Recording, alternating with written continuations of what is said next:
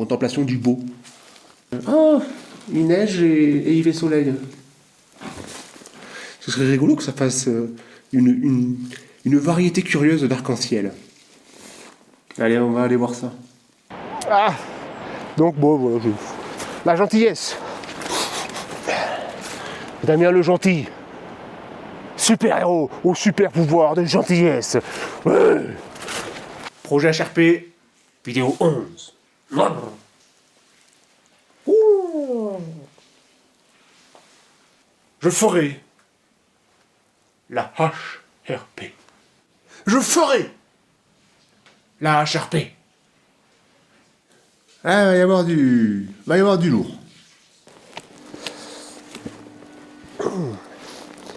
Projet HRP, qu'est-ce que j'ai à vous dire? Eh ben, je sais pas. Je sais pas, mais ça me permet d'aborder quelque chose que je considère essentiel. En fait, je vous explique. J'étais chez moi et je me suis dit, je vais leur annoncer le retour du projet HRP dans un cadre sympa. Et j'ai plein de choses à leur dire. Puis j'arrive ici et j'ai plus rien dans la tête à vous dire. Et ça me permet de vous parler de ce que je considère essentiel dans ma pratique de la randonnée. Se vider la tête, me vider la tête. C'est-à-dire que quand je suis, en bas, j'aime bien cette idée de en bas. Parce que c'est le sens propre, mais on peut se dire le sens figuré. J'ai plein d'idées. Puis je monte, je me retrouve en montagne tout seul. Et puis j'ai plus d'idées. En fait, c'est que j'ai répondu aux idées que j'avais. Donc voilà. Je vous annonce que je reprends le projet HRP. Et dans l'idée, c'est de marcher avec une certaine lenteur. Une certaine tranquillité. Je ne sais pas exactement vers quoi je vais, mais j'y vais.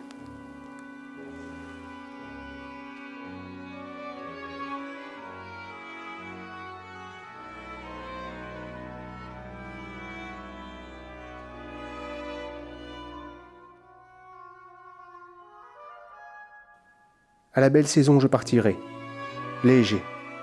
Je serai pour quelques dizaines de jours à la montagne. Je me ferai à la montagne, je serai à elle. Aujourd'hui, pour patienter, c'est dans la neige que je vous propose de rêver.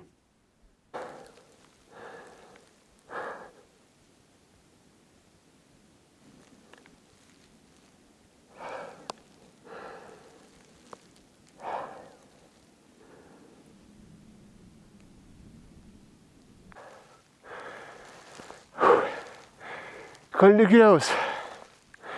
C'est bien en vue là.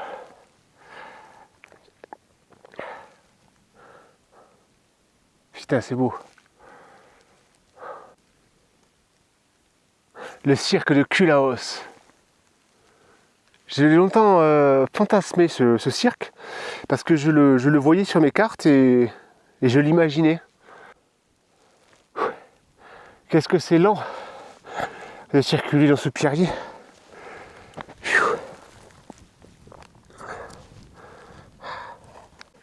Donc voilà.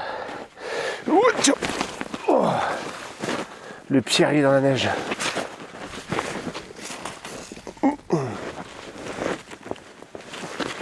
Chaque pied, je teste.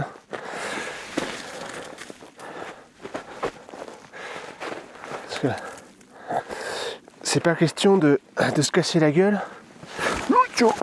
Et voilà.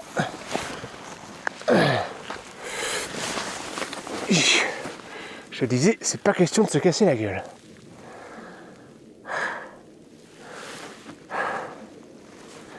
Je me fais marrer parce que je poste sur Insta, je dis c'est la merde et tout. Puis souvent je dis ça là. Je dis genre sérieux, on est en vacances, merde. Les mecs, tu sais, c'est la contradiction de Ben, je sais pas, c'est les gens qui sont en vacances ou qui sont au boulot, c'est les mêmes quoi. Donc on est en vacances, merde. Voilà. Qu'est-ce qu'il vient de foutre ici ce mec? Ah le pierrier ouais. Déjà que quand il n'y a pas de neige il est chaud. Bon alors là avec la neige, enfin il est chaud. Sans neige ça va. Il est ludique, comme je les aime. Mais là avec la neige, bah, faut tester chaque endroit où tu poses ton pied quoi. Pouf.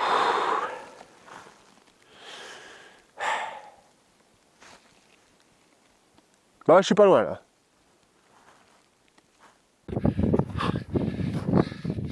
Col du Kilaos. Objectif atteint. On n'y voit que dalle.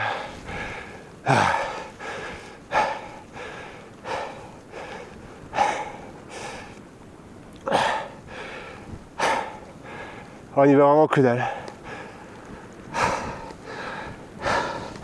D'ici, ah bah voilà, on voit vraiment que dalle.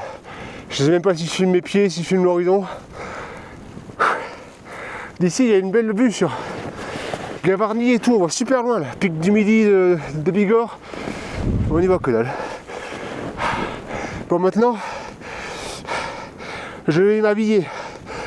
Est-ce qu'il fait moins 8000? Et quand je dis que ça pèle, hein, ça pèle. -7, il y avait -8 tout à l'heure, mais je l'ai touché. Et puis le ressenti, je pense qu'il est bien plus bas, c'est même sûr. Il y a du vent et tout, il y a le vent du nord. Je reste un peu là, parce que ça peut se dégager. Je vais m'habiller, puis je vais attendre. Pas fou le mec, pas fou. Si ça se dégage là, je vais avoir une vue de psychopathe. Ça pourrait, ça pourrait. Voilà le pierrier vu d'en haut. Ça se voit que c'est crevant. Tu le regardes, tu te dis, ouah, faut que je passe au milieu là. Eh ben ouais. Allez. Est-ce que je passe par le bas là? Bon, de toute façon, faut descendre. Ça c'est mon truc ça. Quand je monte, à un moment je me dis, bah, de toute façon, tu réfléchis, de toute façon faut monter. Là c'est pareil, de toute façon faut descendre. Quand je dis de toute façon il faut monter ou descendre, je me permets de ne garder que ça en tête parce que certaines notions, je crois, sont suffisamment ancrées en moi pour que je n'ai pas à y penser vraiment. Ces notions, c'est par exemple ne pas monter un passage que je ne suis pas sûr de pouvoir descendre, une des bases. Ça peut paraître évident dit comme ça. Sur le terrain, c'est un point de sécurité qui peut être proprement vital. Ou de connaître un peu mes limites, où je peux aller, et quand je dépasse, connaître le prix que je paie. De mon retour au refuge, qui porte bien son nom pour moi avec ce temps, je mange un peu. Puis je ressors pour profiter du noir de la nuit. Et le matin, il y a des génies de la peinture et je n'en sais rien et je n'irai pas y voir et ça ne m'intéresse absolument pas et je n'y connais rien et je n'y veux rien connaître. Je reprends ici quelques lignes du merveilleux livre d'Albert Cohen que j'ai avec moi. Je veux nous confronter à la contemplation du beau. Pour ça, je vous parle souvent. On est sur terre, vous et moi. Je vous invite à nous réjouir ensemble et ressentir comme nous sommes vivants.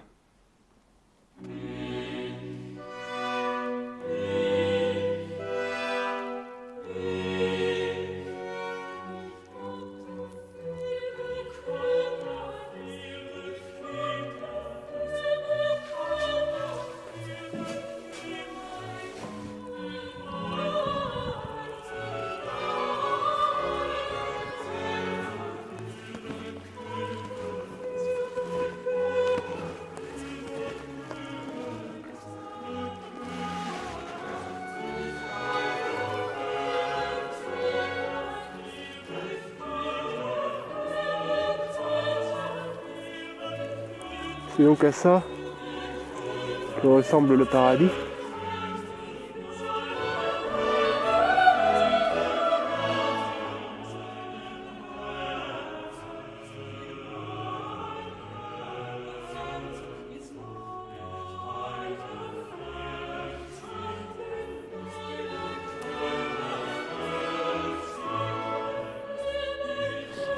J'ai perdu le sentier, mais j'ai trouvé des traces de bêtes. Je sais pas ce que c'est.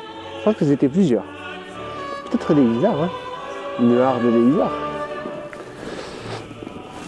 J'avais oublié comme c'était agréable de marcher dans la neige.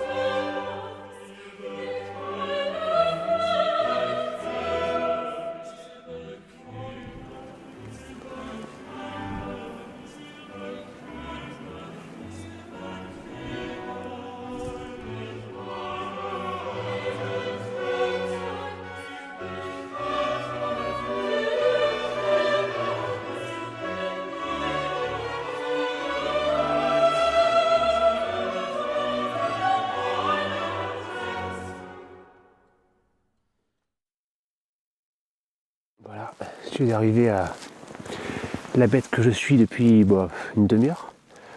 Elle s'est posée ici. Son empreinte là. C'est Isard. Je me demande si c'est pas un bouquetin. Quelques poils. C'est Isard ou bouquetin. Je dirais Isard, mais comment dire, les empreintes un peu rondes comme ça. Je me demande si c'est pas le bouquetin, mais je savais pas qu'il y en avait dans cette vallée. Enfin, il y en a de plus en plus partout ici, mais ouais, c'est peut-être le bouquetin. Ah.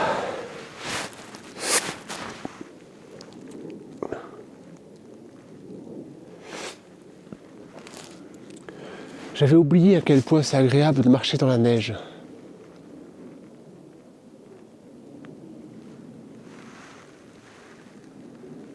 C'est fou les avions, on entend tout le temps en avion quoi. Quasi tout le temps. Bon, c'est la nature quoi. C'est la nature humaine. Février dernier, là, j'étais allé en face. Je vais voir pour y retourner. Et puis ensuite, je suis retourné à mon camp de base pour manger et dormir. Je reprends la caméra quand au matin, je quitte seul. Je suis content qu'il fasse froid. Je suis en quête de ça en ce moment.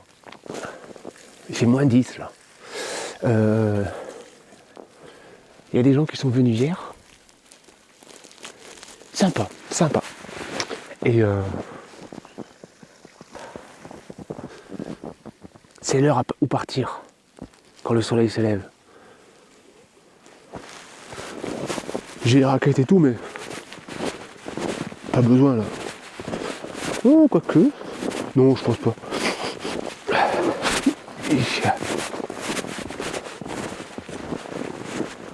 Ah, c'est beau.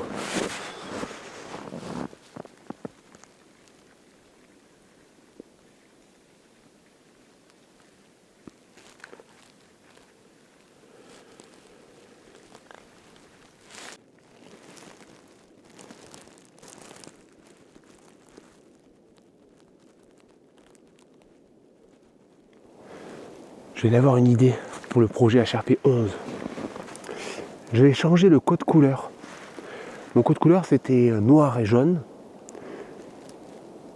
Et là il y a une rupture qui s'est faite. Parce que le projet HRP 1 c'est que j'annonce que j'ai fait l'échec et tout. Enfin, et le dernier c'est je relance, je fais pas. Et là je reprends.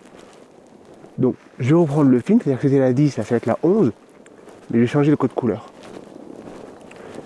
Je vais prendre noir et blanc. Parce que dans le noir et blanc, il y a une certaine tranquillité qui se dégage et ça va être plus l'esprit de cette HRP là.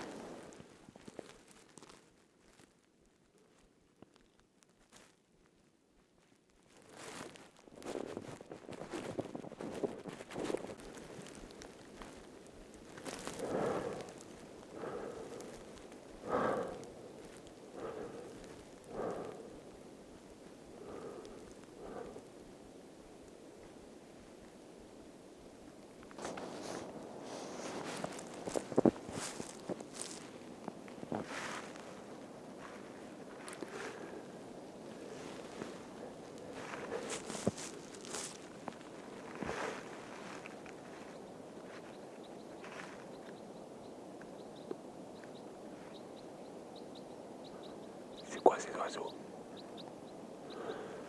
Je sais pas. Et les arbres, ils sont pleins de neige. Hein. Regardez-moi celui-là. Là. Il croule sous la neige, ce petit sapin.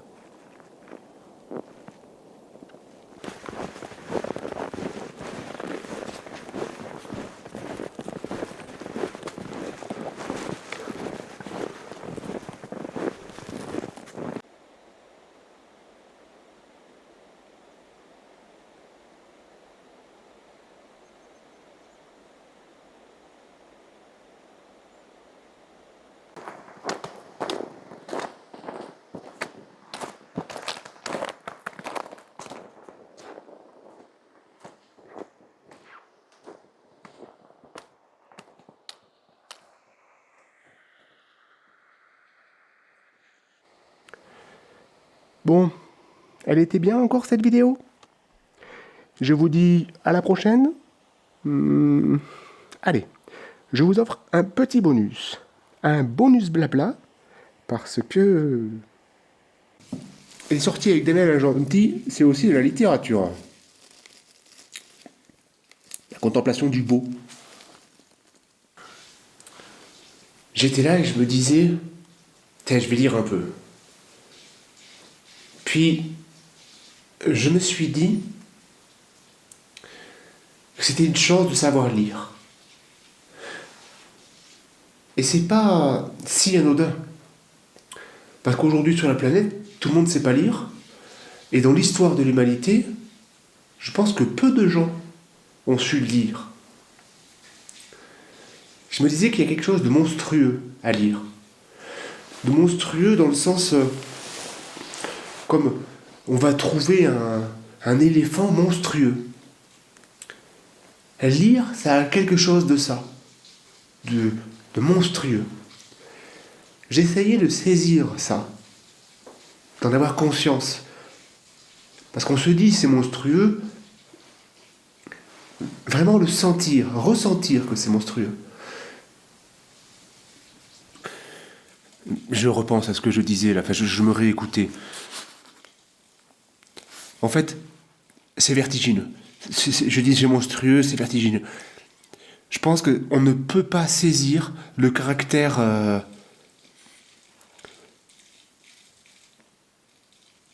dingue de ce qui nous entoure. Tellement c'est...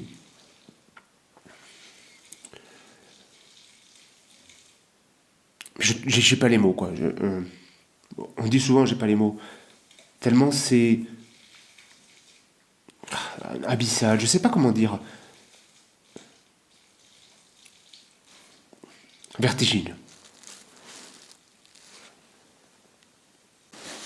Bon, bah j'ai fini le livre. Je l'ai commencé il y a des années, il y a 4 ou 5 ans, je disais, mais c'est possible. 4 ou 5 ans. Et puis là, bah, je l'ai repris au début, de toute façon j'ai que celui-là. Et pour faire écho à ce que je viens de dire sur l'autre livre, là, quand je trouve des choses qui me semblent, où je comprends pas le sens, plus loin, je sais que ça sera récupéré. Là, au début, chaque homme est seul et tous se fichent de tout, et nos douleurs sont une île déserte. C'est l'île déserte. Bon, l'image est bien trouvée, mais pourquoi une île? Enfin, tu vois, si on veut faire le difficile, quoi. Hein. Si tu veux pas faire le difficile, tu dis que c'est beau, point barre. Et un peu plus loin, donc si tu gardes cette idée en tête du hasard, ensuite, enfin, pas du hasard, c'est... Ouais. Ensuite, ça parle, bon, ça explique une situation, plutôt un état d'esprit. Et ensuite, somptueuse, toi, ma plume d'or, va sur la feuille, va au hasard, tandis que j'ai quelque jeunesse encore. Va au hasard. Plume d'or, île déserte, ça veut rien dire. Enfin, et va au hasard, paf, ça ressaisit le truc. Va, je t'aime, ma seule consolation. Va sur les pages où tristement je complains des dents de strabisme morose de Débecte. Pareil, il parle d'un strabisme. Et moi, ce à quoi ça me fait écho, c'est que c'est écrit, c'est très beau. Mais juste le beau, c'est pareil, c'est comme l'image. Ça ne me convient pas. Du beau pour du beau, ça me plaît pas. Et quand il dit que un strabisme le délecte, tu sais, tu sens que ça va se rattacher à quelque chose. Dans le paragraphe d'avant, que je ne vous ai pas lu, il parle des génies de la peinture et des génies de je ne sais plus quoi. Et il dit que, il leur dit, et d'une manière générale, je dis à chacun que chacun est charmant. Donc là, on sait que il va faire quelque chose de beau, et il va aussi parler de ce qui est beau, de ce qui est laid. Et c'est que le début du livre, hein, ça c'est la première page. Pour moi, et pas que pour moi, mais c'est un chef-d'œuvre. Et là, j'essaie de vous expliquer un peu en quoi moi je trouve que c'est un chef-d'œuvre.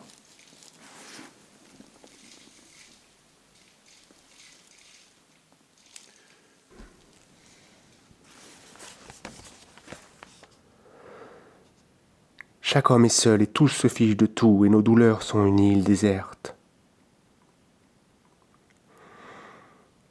Ce n'est pas une raison pour ne pas se consoler. Ce soir, dans les bruits finissants de la rue, se consoler, ce soir, avec des mots. Oh, le pauvre perdu qui, devant sa table, se console avec des mots. Devant sa table et le téléphone décroché, car il a peur du dehors. Et le soir, si le téléphone est décroché, il se sent tout roi et défendu contre les méchants du dehors. Si vite méchant, méchant pour rien. Quel étrange petit bonheur, triste et boitillant mais doux comme un péché ou une boisson clandestine. Quel bonheur tout de même d'écrire en ce moment, seul dans mon royaume et loin des salauds. Qui sont des salauds? Ce n'est pas moi qui vous le dirai. Je ne veux pas d'histoire avec les gens du dehors. Je ne veux pas que l'on vienne troubler ma fausse paix et m'empêcher d'écrire quelques pages par dizaines ou centaines, selon que ce cœur de moi qui est mon destin décidera. J'ai résolu notamment de dire à tous les peintres qu'ils ont du génie. Sans ça, ils vous mordent. Et d'une manière générale, je dis à chacun que chacun est charmant. Telles sont mes mœurs diurnes. Mais dans mes nuits et mes aubes, je n'en pense pas moins. Somptueuse, toi, ma plume d'or, va sur la feuille, va au hasard tandis que j'ai quelque jeunesse encore. Va, ton long cheminement irrégulier, hésitant comme en rêve, cheminement gauche mais commandé. Va, je t'aime, ma seule consolation.